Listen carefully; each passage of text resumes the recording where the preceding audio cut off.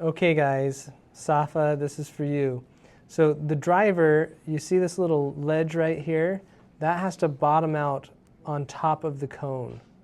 If it's up like this, for example, then it's not seated. It has to drop down into the ball. Now that it's seated, we screw it down into the implants. Just screw it down. Then leave it in place, and then grab your torque driver, set it to, so here I'm set at 30 Newton centimeters. So then you just torque it until you get to that 30. And now that they're all in place, the next thing you do is grab your, either your Straumann driver, or I think we sent you with the Straumann-like driver, and just upright it and then give it some tension on that screw, on that orientation screw. It doesn't really matter the orientation, just give it some tension. And you can go as tight as you want to by hand.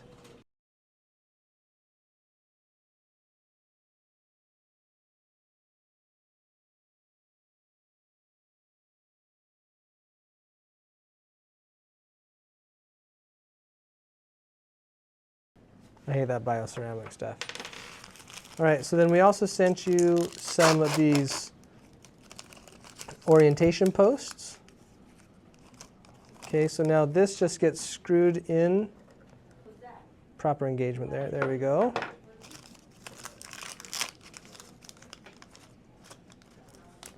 So let's just get all 4 of these in place.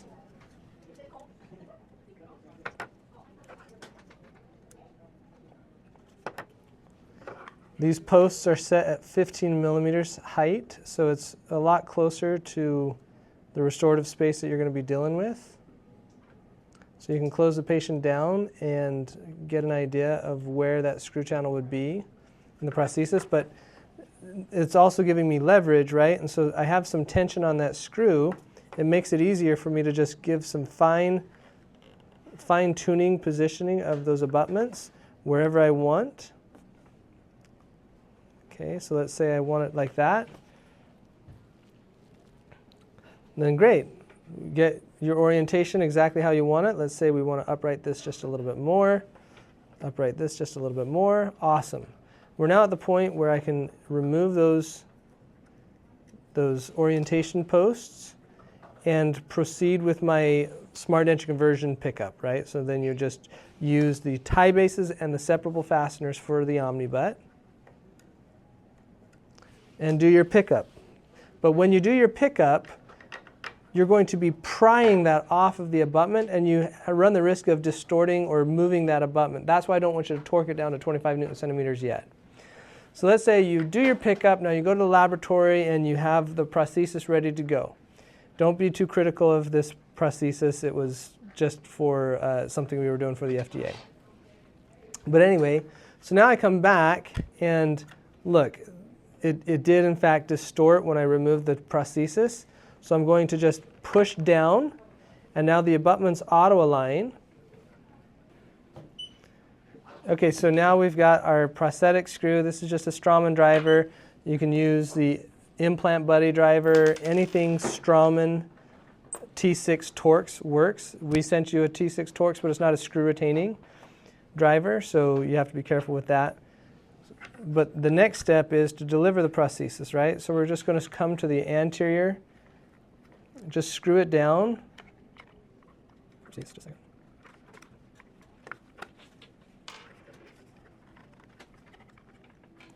We need the patient to bite down just a little bit more. There we go. So I'm going to screw this down to the anterior here. Great. Now I'm hands-free, right? So I'm going to come back here and through the tie base, engage this Omnibut, and then torque it down to 25. And I think we sent you a torque wrench. So on that torque wrench it does have 35, 25, and 15.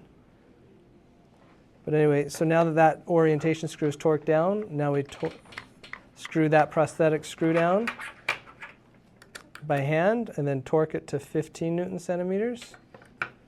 And then we come to the next one back here. Just engage that orientation screw. And then torque that down to 25 Newton centimeters.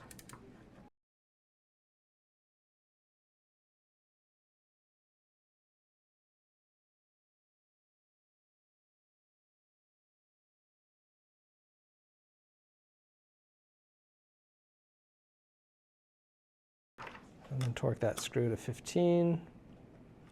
Already there because I've got Gorilla Paws.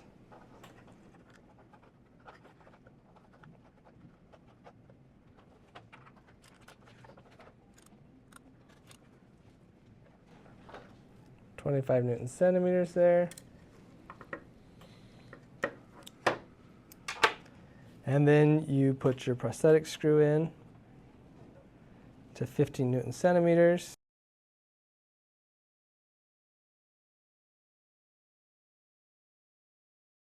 Torque that to 15 Newton centimeters. Awesome. Now I'm going to come back to the first screw that I placed. Just unscrew that real quick. So you remember that this one wasn't torqued down, so now just through the prosthesis, I'm going to come torque that to 25 Newton centimeters. Now put the screw back in.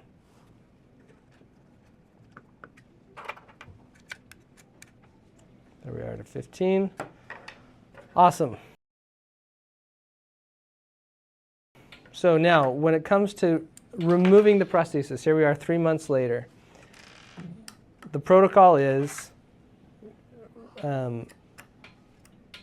break the tension on each of these prosthetic screws. Just break the tension on each of them. Good. Now that the tension's broken on all of the screws, now unscrew the prosthesis. Now this is why Dr. Atwood is not loving me. Every time he removes this prosthesis, he's getting a part of the abutment to come out with the prosthesis called the orientation screw. Oh, crap.